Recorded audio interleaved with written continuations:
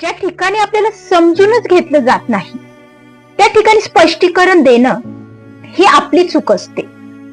जिथे समोरचा समजूनच घेत नाही तिथे आपण कमी नसतो, ही त्याची मर्यादा असते.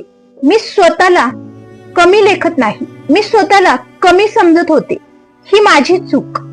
मी त्याच्याकडून अपेक्षा करत होते, ही माझी चूक.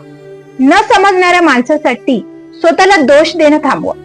तो समजायला लायकच नाही हे मान्य करा.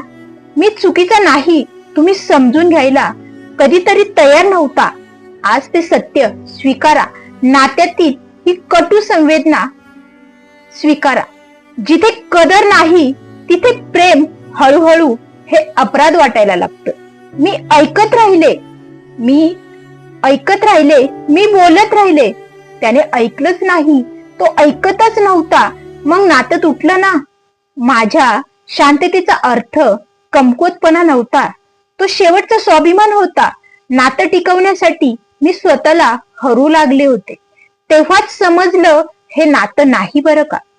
म्हणून सांगते, स्वतःला दोष देऊ नका. चुकीच्या लोकांकडून अपेक्षा ठेवल्या म्हणून आपण वाईट ठरत नाही. तुमची किंमत ओळखणारा माणूस जर तुम्हाला समजूनच घेऊ शकला नाही तर ही त्याची चूक. अशा व्यक्तीचा शोध घेत बसू नका. ज्या व्यक्तीला तुम्ही समजतच नाही तो तुम्हाला कधीच समजून घेऊ शकत नाही. मी स्वतःला बदलण्याचा प्रयत्न केला, मी स्वतःला समजून घेण्याचा प्रयत्न केला. मला समजून घेणं हे त्याचं काम होतं, त्यात तो कमी पडला.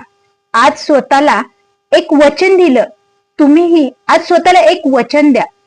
जिथे कदर नाही तिथे थांबायचं नाही, जिथे किंमत नाही तिथे जायचं नाही.